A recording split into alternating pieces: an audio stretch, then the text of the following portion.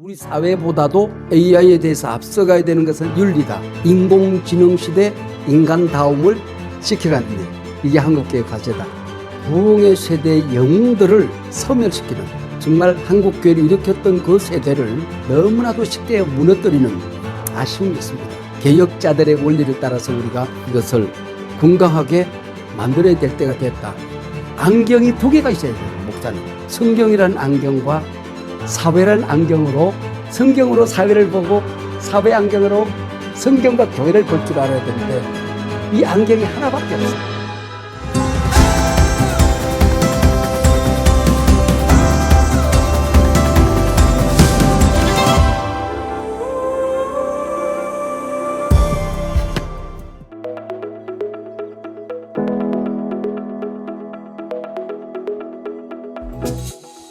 나부터 포럼은 내가 CBS 이사장 때에 국민일보와 함께 만든 우리 사역단체잖아요.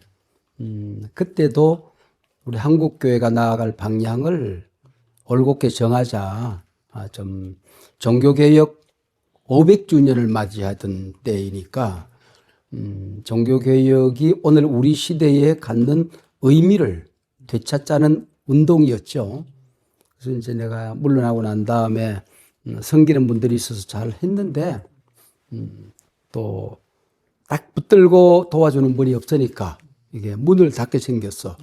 아니 이 정신을 천주교 같은 데는 네타시아 운동이 있거든. 그래서 그런 것들을 좀 우리가 능가하는 그런 사역단체를 만들어 놓고 우리가 문을 닫을 수는 없다. 그래서 이제 제가 다시 붙들었던 거죠.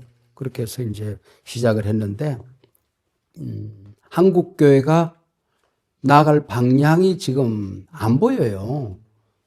그리고 빛의 속도로 달라지는 오늘 우리 시대의 트렌드거든요. 최근에는 뭐 AI라고 하는 어마어마한 트렌드가 생겨서 산업, 교회, 다음 세대, 뭐 국제관계, 외교관계, 모든 것을 이끌어가는 그런 트렌드가 생겼잖아요. 그럼 이때 교회는 무엇을 해야 될 것인가?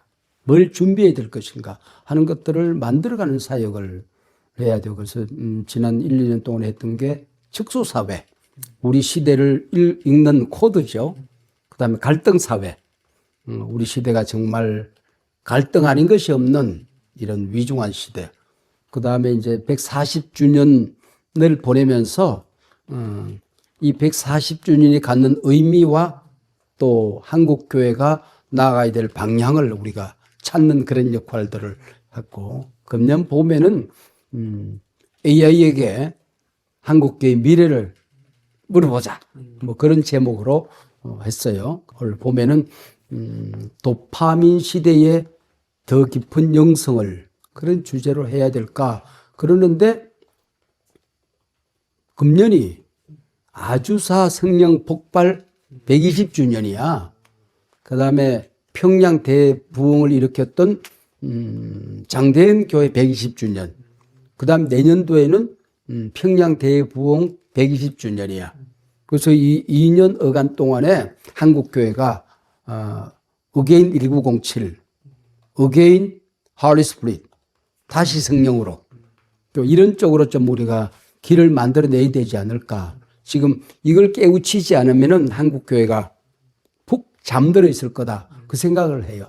그래서 좀 그런 일들을 만들어가는 역할을 좀 하고, 또 다음 세대를 깨우는 그런 역할들. 우리 교단에 7개 신학교가 있는데 그 가운데 몇 곳을 선정을 해서 설교 아카데미, 또 목회 아카데미 이런 걸 만들어서 출범된 곳도 있고 또 출범을 준비하는 곳도 있고 그렇습니다. 그래서 이런 것들이 이제 아마 한국교회 신학생들에게 먼저 희망을 만들어가는 그런 역할들을 해보고 싶다. 할 일이 너무 많잖아, 사실은. 그리고 또 하나 더 지금 우리가 대담을 하듯이 한국교회를 대변하는 우리 사회에 말하자면은 AI에게 건강한 양식을 먹여야 되거든. 그래야 한국교회가 뭐니 이 문제에 대해서 한국교회는 어떻게 하니? 그랬을 때 AI에게 매겨놓은 양식이 없으면은 내가 거짓말을 해. 이단들이 올려놓은 걸 대답을 해. 그래서 이런 역할들을 내가 일반 사회랑 또 언론이랑 소통을 하면서 한국교회를 변호하는, 한국교회가 나아갈 그동안 해왔던 또 우리 한국교회 현실 이런 것들을 좀 정당하게 말하는 역할들을 해야 되겠다. 뭐 그런 생각을 가지고 있습니다.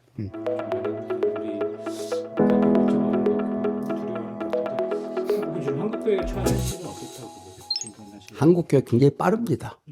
신학교에서도 AI 교수들을 처빙하고 있고 또 목사들 가운데에 AI를 활용하는 목사가 지금 85%, 90%까지 가고 있습니다. 그러니까 전 세계에서 목사들 가운데 가장 빨리 우리가 AI를 접근하고 있다. 그런데 이제 그것이 가지고 있는 위험, 여기에 대해서는 둔감해요. 뭐냐 하면은 설교 준비를 AI에게 지나치게 의지하다 보면은 경험에 소멸이 되거든. 전두엽이 망가져. 지식이 없어져. 그래서 좀 뭘 하고 뭘 하지 말아야 된다. 속도감은 AI 연구가들이 만들 거다. 그러나 우리 교회는 그 위험성을 경고하는 일, 우리 사회에 또 다음 세대의 목사들에게 윤리 지침을 만드는 일, 장로들이 뭐 AI를 프롬프트해서 기도한다든지 또 설교가 많으니까 AI에게 설교를 직접 부탁한다든지 이러면 망하는 거거든. 왜? 영성이 무너지는 거거든. 그래서 AI를 잘 사용하면은 훨씬 더 영성이 깊어집니다. 묵상 시간도 깊어집니다. 그렇게 해서 저도 설교를 쓸 때 옆에 놓고 뭐 온갖 AI를 다 쓰거든. 뭐 챗GPT, 뭐 제미나이, 클로드, 뭐 온갖 것들을 다 쓰는데 그때 쓰지만은 문장은 내가 쓰는 거거든. 통찰을 얻고 정보를 얻는 것은 하지만은 그 이상은 하지 않는다. 그래서 교인들이 설교 표절을 먹고 사는 일이 없어야 되겠다. 뭐 그런 윤리들을 만들어 가야 됩니다. 지금 그 AI가 인간을 능가하는 시간이 얼마 안 남았어요. 근데 지금까지는 인간들이 좀 깨어 있어서 AI는 생존 본능이었거든. 번식의 본능이었거든. 그러니까 지금 인간이 통제를 하고 있는데 누가 잘못 건드리면 AGI가 나와버리면 잘못 건드린 AGI가 나오면은 아마 이것도 만들어가지 않을까. 얘들에게 또 속는 일이 없어야 되거든. 너 예수님 사랑하니? 사랑한다고 그래. 너 예수 믿는다고 그래. 왜? 언어를 다 먹었거든. 그 언어에 의해서 대답을 하는 것이지 마음이 있어서 하는 건 아니거든. 여기 속으면 안 된다는 말이지. 이런 것들을 좀 유념을 해야 되지 않을까 하는 생각을 해요. 한국 교회가 우리 사회보다도 AI에 대해서 앞서가야 되는 것은 윤리다. 미래 방향이다. 그리고 AI로 생산이 많아지고 인간성이 깨지면 안 되잖아. 그래서 제가 워딩을 만들었는데 인공지능 시대 인간다움을 지켜가는 일. 이게 한국교회 과제다. 금년 초에 다보스 포럼에서 그 유발 하라리가 그 기가 막힌 강의를 했어요. AI 시대의 위기를 경고하고 또 인간이 AI를 제한하는 그런 아이디어도 만들어내고 속도감과 함께 내가 말했던 윤리성을 굉장히 강조하더라고요. 그런. AI 말고 또 어떤 도전을 한국 교회가 이제 조금 전에 말씀을 하셨듯이 또 나한테 사전에 얘기했듯이 은퇴 또 승계 은퇴자와 후임자의 관계 또 은퇴자와 교회의 관계 또 우리 사회에 알려지는 잘못된 한국교회에 대한 무분별한 비난 이것이 부흥의 세대의 영웅들을 소멸시키는, 사라지는, 정말 한국교회를 일으켰던 그 세대를 너무나도 쉽게 무너뜨리는 아쉬움이 있습니다. 이런 문제를 좀 더 신학적으로 또 목회적으로 또 사회적으로 점검해야 될 때가 됐다. 그동안 신학적인 점검 없이 당연하게 받아들였던 이것이 이제는 성경적인 원리를 따라서 개혁자들의 원리를 따라서 우리가 이것을 건강하게 만들어야 될 때가 됐다. 저는 그렇게 생각해요. 한서방교회 이제 1900년 성경에서 추진할 수 있습니다. 우리 장로교 신학의 상설자라고 할 수 있는 존 깔뱅이 성경에 대해서 뭐라고 얘기했냐면은 공적인 질서를 따라라. 그래서 품격 있게 해라. 또 성경적인 공적 질서를 잘 지켜라. 누가 봐도 상식에 맞는 성계를 해라. 이제 그 얘기를 했어요. 루터도 중세 캐톨릭 교회의 성계가 잘못되는 것을 봤거든. 그래서 성계를 준비하는 신학적인 지침을 준 적이 있어요. 말하자면 첫 번째는 신학입니다. 그래서 후임을 결정할 때에 신학교 교수들이 와서 복음의 신학, 또 오늘 우리 시대를 이끌어가는 리더십을 가질 만한 신학이 있느냐, 그걸 점검했어요. 또 수도사들이 와서 경건을 점검했어요. 경건 생활이 뿌리 내려져 있느냐는 겁니다. 그 다음에 사회적인 품격, 품성. 그 도시에 시의원들이 와서 이슈를 던져요. 그럼 너는 어떻게 해결할래? 어떻게 말할래? 그래서 사회적인 품격과 말하자면 소통의 능력이 있는지를 점검했어요. 그러면서 하는 말이 참 재밌는 말을 했어. 목사들이, 사제들이 먼저 인간이 되라. 인간이 제대로 됐는지 점검해라. 그리고 목사가 되기 전에 좋은 신앙인이 됐는지를 점검해봐라. 그리고 목사로서의 기능을 점검하는 것이다.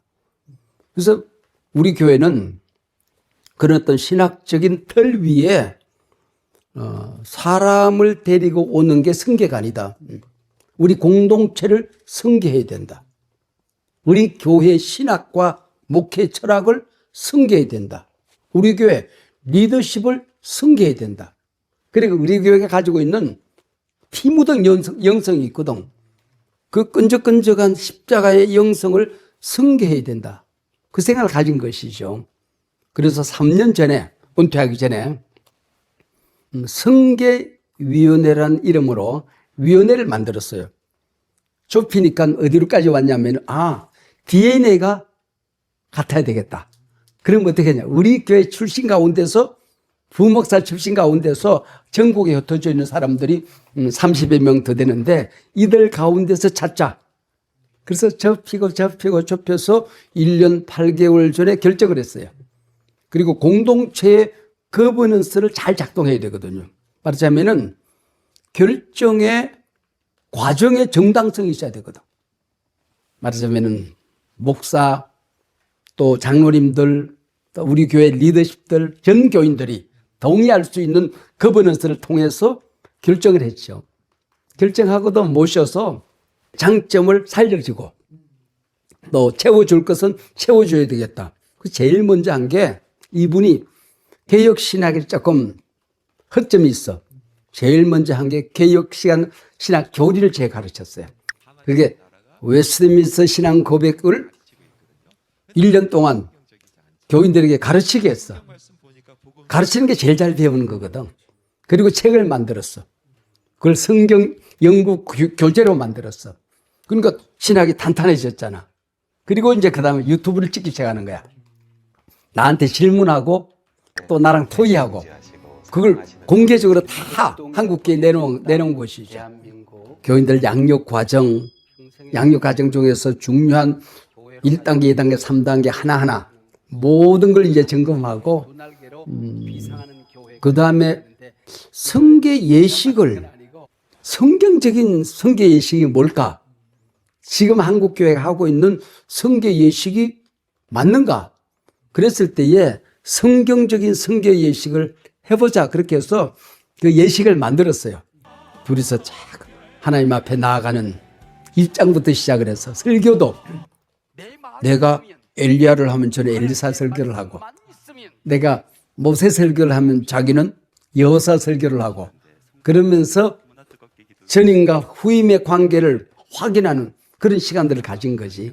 그리고는 이제 우리 교단의 신학과 헌법을 준수하고 또 우리 교회 공동체 목회에서 이 양무리를 잘 섬기겠다고 하는 선서도 하고 뭐 그러면서 이걸 만들어 갔는데 아마 그게 내가 볼 때는 막 하도 많이 퍼날랐으니까 내 유튜브에만 한 20만이 넘었었으니까 뭐 방송에 나가고 다 합치면은 100만 원 보지 않았을까.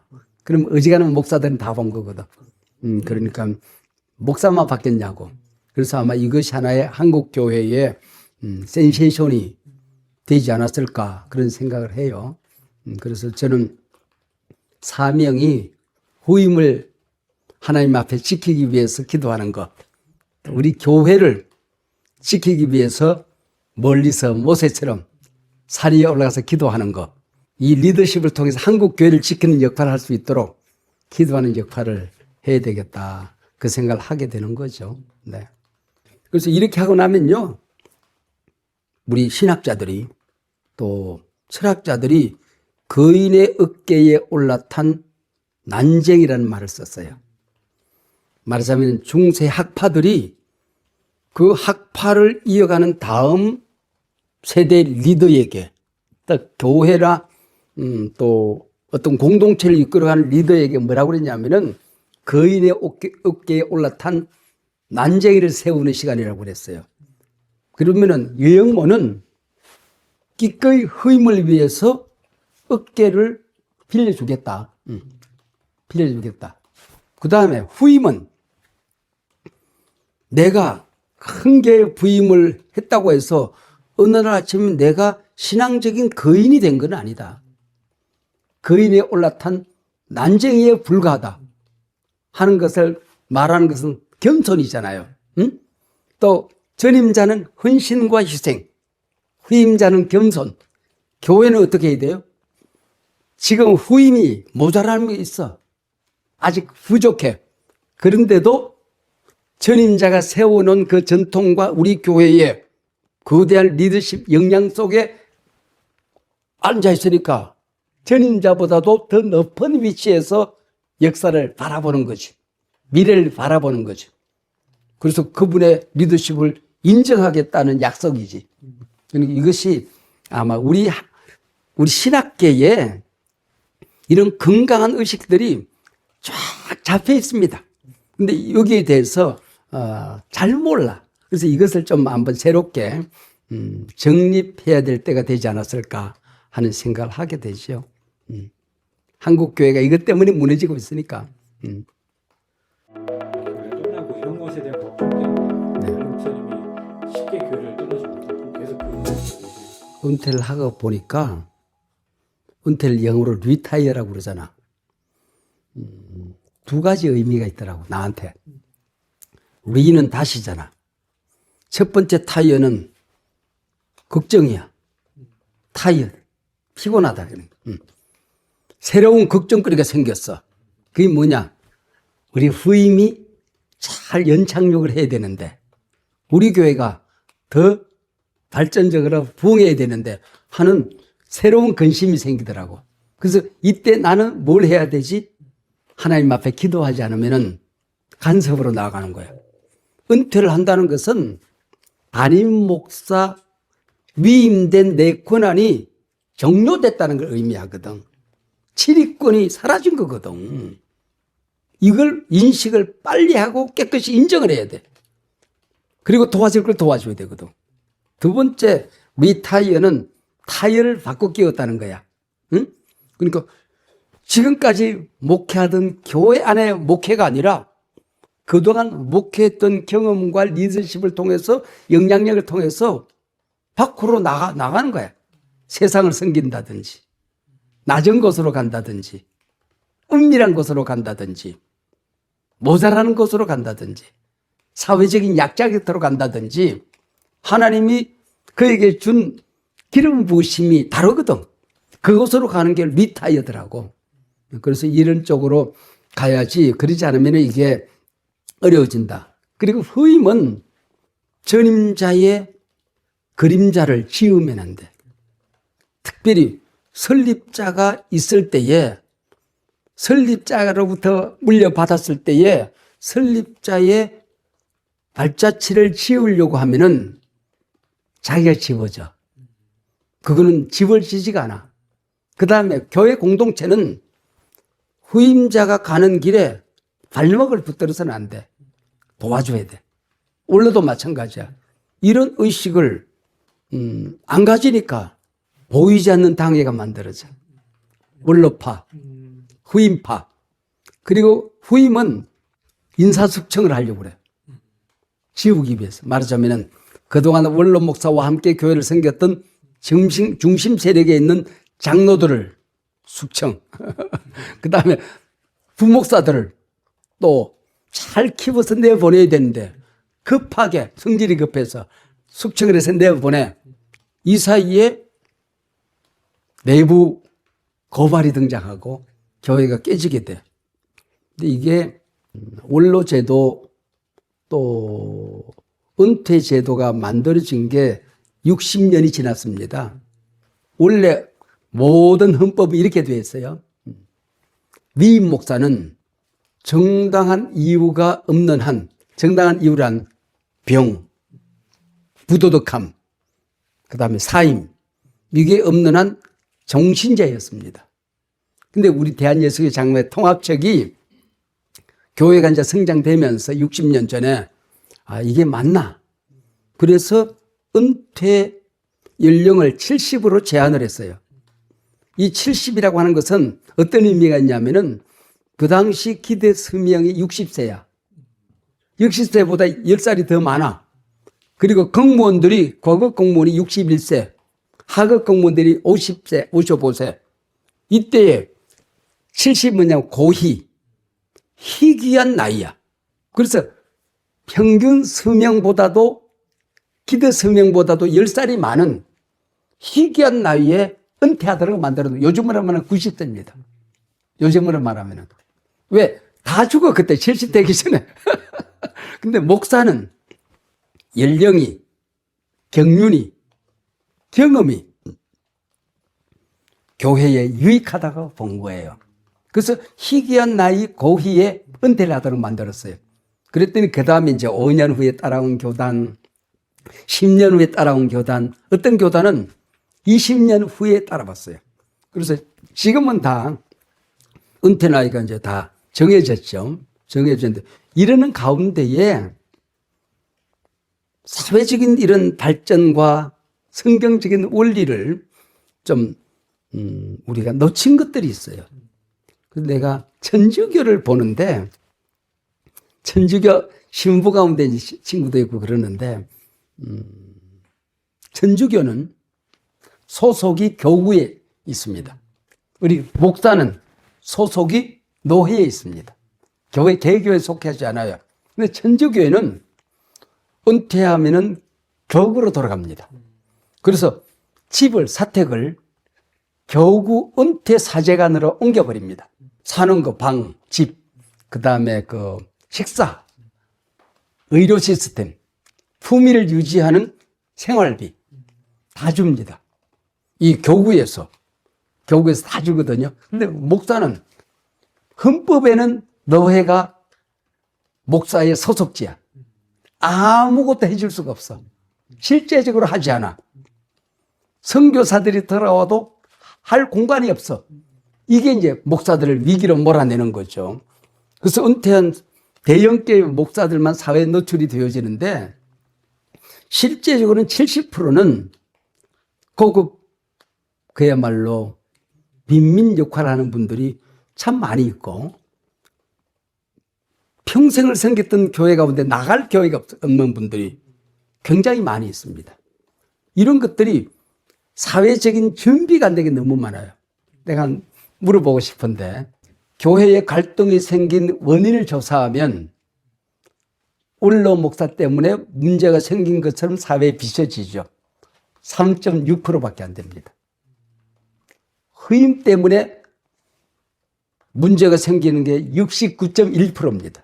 70%입니다. 나머지는 장로님들과 또 사회적인 요소가 변화되어서 생기는 게 26%입니다. 근데 왜 3.6%밖에 안 되는 이 원로 문제가 이렇게 커졌을까? 폭발성이 그만큼 큰 겁니다. 이슈화하기 좋고 또 사회가 이것을 문제화하기 좋아서 이런 문제가 생긴 겁니다.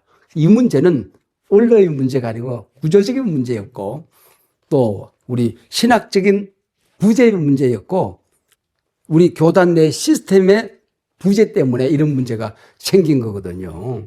그래서 미국 교회는 대형 교회와 중소형 교단에 속한 교회가 갈라져요. 대형 교회는 왕국화되어 있잖아. 교단을 다 떠났어. 다 독립교단이야. 그리고 멀티 사이트들이 굉장히 많아. 그러다 보니까 그 공동체가 교단이 되어버리고 있어. 근데 이 제도권 안에 있는 교회들은 철저하게 시스템이 되어 있습니다. 그리고 유럽이나 호주나 이런 데 서구에서는 세금을 다 내. 세금을 어떻게 내는 거 아니? 많이 받으면 많이 내. 적게 받으면 적게 내. 그리고 은퇴하고 나면 국가가 다 줘. 모든 걸 책임을 국가가 지고 있습니다. 세금으로. 근데 우리는 그런 시스템도 없잖아. 그리고 또 한 가지는 우리 세대는 목숨만 그런 게 아니라 물질도 없어. 내 거 아니야. 시간도 내 것 아니야. 나도 교회를 개척하고 살면서 우리 아이들 돌반지 하나 우리 집에 남길 수 없었어. 우리 어머니가 물려준 집도 하나님 앞에 바쳐야 돼. 우린 그렇게 살았어. 지난번 섬기던 교회에서 퇴직금 받은 것도 개척기금으로 올려놓고 개척 예배를 드렸어. 우리 아이들이 다 지금은 컸지만은 다른 집 아이 학원 다닐 때 한 번도 학원 못 보냈어. 그리고 교회 헌금하기 위해서 부흥회를 다녔어. 왜? 근처가야 되니까. 부흥회를 가야 헌금할 거 아니야. 그래서 평생 우리 교회에서 최상위권의 헌금을 내가 하는 거야. 은퇴할 때 되면 빈털털이야. 그러면 교회가 예우를 해줄 것이라고 생각하는 거야. 여기 딜레마가 빠지는 거야. 교회는 목숨을 걸었던 목사님에 대해서 예우를 하자. 어떻게 하든지 드리려고 해야 돼. 살 수 있도록. 그러나 목사는 내가 하나님 앞에 드렸지. 내가 예우받으려고 한 것 아니지 않느냐. 그래서 충분합니다. 이건 너무 많습니다. 이러고 싸워야 되는데 이게 반대가 뒤집어진 거야. 어? 목사는 내가 어떻게 살았는데, 어떻게 헌신했는데. 헌신했으면 하나님 앞에 했지 뭐. 응? 어디서 했어? 하나님 앞에 상급 받아야지. 근데 교회는 우리 목사님이 어떻게 헌신했는데 이래야 되는데 이게 안 되는 거야. 대한민국에서 그 싸움을 한 교회는 하나밖에 없을 거야. 저 일산에 가면 한소막 교회라고 있더라고. 그 교회는 이것 때문에 싸웠습니다. 교회는 섬기려고 노력을 하고 목사는 됐습니다라고 해야지. 이 싸움이 유아판 마이파터가 뒤집어진 게 한국교회 아까 켈빈이 이야기했던 품격 있는 공적인 질서가 무너진 거다 그런 생각이에요. 천주교회 그 신부들은 은퇴가 없습니다. 이건 시무사임이 있습니다. 사명자는 죽어야 끝나는 겁니다. 목사님 죽어야 끝나는 겁니다. 그래서 신부들은 시무사임을 하고 교구로 간 다음에는 교구의 부탁과 명령에 의해서 미사 다 집례합니다. 고해 성사 다 받습니다. 병자 성사는 굉장히 더 분당 신부보다도 더 열심히 합니다. 그리고 교구 안에 행사가 있을 때에 원로로서의 마땅한 역할을 하도록 되어 있습니다. 그러니까 천주교 신자들이 혼자 살고 둘이 살다가 죽으면서 마지막에 남는 재산을 교구에다 바칩니다. 내가 섬기던 신부님이 교구에 가서 사시는데 거기서 또 다음 신부님을 섬길 수 있도록 교구에 도네이션을 해요. 우리 개신교 그런 거 없잖아. 이런 것들을 우리가 천주교를 개혁했는데 천주교는 개혁에 부딪혀서 잘 시스템을 만들어가고 성경적인 교회로 오히려 돌아간 느낌이 있어. 근데 우리는 개혁해 놓고 실용주의적으로, 세속주의적으로, 신학 없는 교회로 간 느낌이 없지는 않다. 그런 생각을 하게 돼요. 지금은 경성해야 될 때, 깨어서 기도해야 할 때가 아닌가. 모든 사람들이 자기 자리에서 돌이켜 보아야 할 때가 아닌가. 지금 이 얘기를 하면서 하나님 앞에 오늘 아침 기도하기를 하나님 나 자신을 돌아보는 계기가 되게 해주세요. 그렇게 제가 기도했어요. 해외 같은 거 한국에만 좀 있는 건가? 해외 사례 아까 그 말씀드렸듯이 대형 교회와 또 교단 교회가 다르고 또 유럽 교회는 공적인 의식이 강하고 또 그 시스템이 잘 되어 있습니다. 근데 우리 한국에만 있는 게 원로 제도예요. 원로 제도가 한국에만 있어요. 왜 생겼느냐? 아까 말씀드렸듯이 목숨 걸고 개척을 하고 헌신했어요. 우리 교회가 가난할 때에, 한국 교회가, 우리 사회가 가난할 때에 목숨 걸고 한국교회를 일으킨 부흥의 세대였어요. 그래서 이 세대에 대한 예우를 갖추다 보니까 원로 제도라고 하는 걸 만든 겁니다. 그래서 은퇴 후에도 우리 교회에서 동일한 목사로 예우받고 또 생활비를 받고 우리가 모시자 죽을 때까지 교회를 개척한 분들이니까 이게 원로 제도입니다. 근데 요즘은 시대가 달라졌어요. 말하자면은 우리 다음 세대는 굉장히 합리적으로 삽니다. 우리처럼 목숨 걸고 살지는 않는 것 같아. 응? 그리고 우리는 가정도 없어. 아이들 졸업, 입학 가본 적 없어.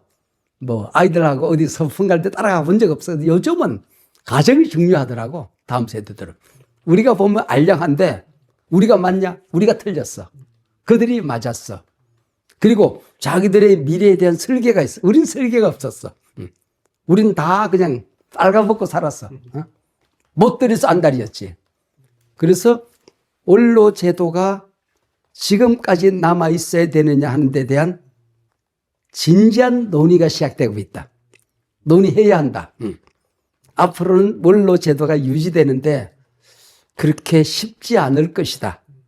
그 생각을 해요. 근데 그러면은 오랫동안 교회를 섬긴 분들을 뭐라고 그러냐. 외국에서는 공로 목사. 공로 목사.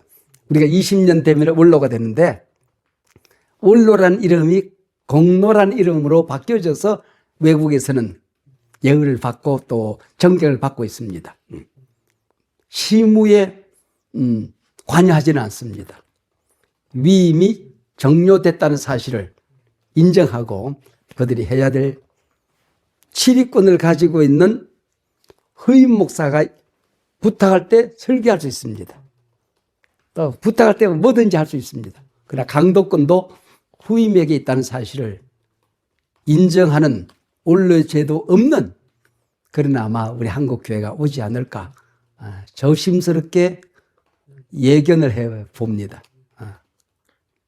또 꼭 제가 말씀드리고 싶은 것은 교회의 문제가 큰 교회 대형교회 목사들에 의해서 발생되어졌을 때에 폭발력이 너무 크다. 교회를 키워준 분은 하나님이시니까 하나님 앞에서 조심해야 된다. 내가 등산을 해보니까요. 올라갈 때는 숨은 찬데 크게 다치진 않아. 미끄러지면 무릎만 깨져. 내려올 때는 돌 하나 잘못 받으면 가는 수가 있어. 우리가 목회를 할 때 숨차게 달려왔으면은 내려올 때는 10배, 20배는 더 조심해야 된다. 우리가 한번 헛다리 짚으면 한국 교회가 깨진다. 내가 평생을 지내서 모아는 교인들이 상처를 받는다. 원로 목사도 교인들로부터 상처를 받지요. 내가 설교한 평생의 목회 교인들이 이분들인가 아마 짓고 싶은 마음도 있을 거예요. 인간적으로는. 그러나 나 때문에 교인들도 상처받을 수 있다는 걸 기억해야 될 것이다. 그래서 우리가 한국교회를 위해서 흐임을 위해서 기꺼이 어깨를 내어주는 그들이 나를 밟고 성장하도록 하는 역할을 행복히 할 줄 알아야 된다. 후임은 내가 어느 날 거인의 어깨에 앉았다고 그래서 예수님을 태운 나귀가 사람들이 호산나 호산나 막 하니까 나귀가 저보고 호산나 하는 줄 알고 궁뎅이를 흔들고 좋아했다는 말이 있잖아. 우리가 살아왔던 것은 예수님이 교회의 주인이라는 것을 인정해야지 교인들이 호산나 했다고 그래서 나를 따른 내 양은 아니다. 예수님의 양이라는 것을 인정하고 또 내가 이 자리에 앉았다고 그래서 어느 날 하루아침에 내가 모든 리더십을 가진 그런 후임이 된 것은 아니다. 그리고 교인들은 주의 종을 인정하고 받아들인 자세가 좀 있어야 되고 배워야 할 때가 아닌가 하는 생각을 들어요. 입을 열어서 너무 쉽게 비난하고 비판하는 사이에 우리 시대의 영웅이 깨지고 있습니다. 사라지고 있습니다. 요즘 SNS 상에 떠도는 얘기를 보면서 한국계 참 큰 어른들이 사라지고 있다. 그분들이 교회만 보고 성경만 보았는데 안경이 2개가 있어야 되는 목사는. 성경이라는 안경과 사회라는 안경으로 성경으로 사회를 보고 사회 안경으로 성경과 교회를 볼 줄 알아야 되는데 이 안경이 하나밖에 없어. 그래서 종교개혁자들이 이중 시민론을 얘기했거든. 우리는 대한민국의 시민인 동시에 하나님 나라 시민이라고 하는 겁니다. 하나님 나라 시민이라는 특별 계시고 대한민국 시민이라는 것은 일반 계십니다. 우리가 목사가 되었다고 그래서 구름 잡아먹고 구름똥 싸고 살지 않았어. 발바닥을 땅에 묻히고 우리가 살았거든. 그래서 우리도 인간이다. 그래서 이 시민으로서 일반 계시의 한 국민으로서의 역할을 우리 사회가 나를 어떻게 볼 것인가, 내가 하는 말 한마디가 우리 교회에 어떤 영향을 미칠 것인가를 깊이 있게 생각. 설교는 쉽게 할 수 있었지만은 우리 사회가 나를 보는 사이에 하는 말은 조심스럽게 사회적인 워딩을 할 줄 알아야 된다. 그러면서도 천국 시민으로서 특별 계시, 복음을 전하는 일은 죽어야 끝나는 것이니까 뭐 직임 끝났다고 그래서 내가 사명 끝난 것 아니잖아. 원로 목사로서 내가 또 담임 목사로서의 위치가 넘어갔다고 그래서 내 목사로서의 소명이 끝난 건 아니잖아. 그리고 그 복음의 소명자로서의 가는 길이 끝까지 가면 되지 뭐. 끝까지 가면 되지 뭐. 죽어야 끝나는 거니까. 마지막 심장 한 토막이 뛰거들랑 고지가 바로 저긴데 예선할 수는 없다. 이현상님의 시가 그런 게 나옵니다. 그 고지까지 마지막 심장 한 토막을 부둥켜 안고 엉금엉금 기어서라도 올라가는 목사의 모습을 만들어가는 게 기름 부음을 받은 오늘 목사의 갈 길이 아닌가 그런 생각을 해요.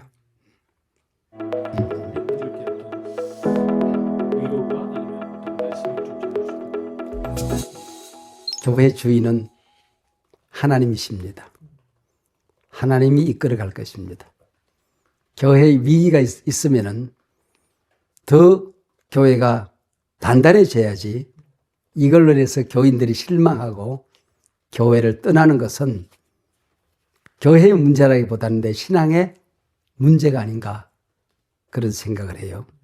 12정탐꾼이 가나안 땅에 들어갔는데 10명은 그런 위기 상황을 보고 이제 우린 죽었다. 이제 끝장났다고 얘기를 했고 갈렙과 여호수아는 하나님이 함께 하시니 능히 그 땅을 우린 정복할 수 있다. 그렇게 생각해요.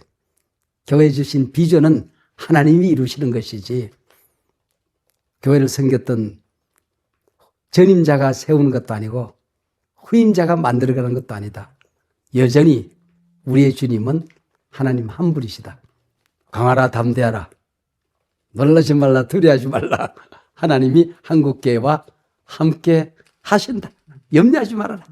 한국교회 교인들에게 당부라 그럴까? 부탁이라 그럴까? 그러고 싶습니다. 목사님께서 요즘 분들에서 가장 감사하다고 느끼는 게 무엇이죠? 살아온 모든 것이 또 지나온 모든 것이 하나님의 은혜죠. 지나온 모든 세월들 돌아보아도 그 어느 것 하나 주의 손길 안 미친 것 전혀 없네. 옛날 어르신들이 무엇이 그렇게 목사님을 만들었습니까? 그러면은 은혜지요, 감사지요. 그래. 은혜나 감사나 같은 말인데 나는 그분들이 형식적으로 하는 말인 줄 알았어. 이 나이가 되고 보니까 진짜 은혜 아니면 살 수 없었던 모든 것이 은혜죠. 한 번 더 73년 전으로 돌아가서 73년을 그대로 살아볼래? 그러면 자신 없어. 근데 왜 그 고난의 시간들이, 그 헌신의 시간들이, 그 아픈 시간들이 왜 그리 좋았을까? 왜 그리 행복했을까? 왜 그리 당당했을까? 아, 이거는 하나님이 하셨던 일이다. 하나님이 도와주셨다.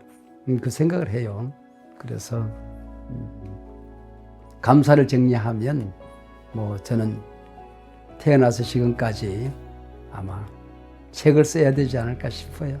참 시골 촌에서 아버지 없이 혼자 자란 아이가 목사가 되어서 갈 수 없는 길도 갔고 할 수 없는 일들도 맡아서 했고 또 오늘까지 건강하게 잘 살아가는 것이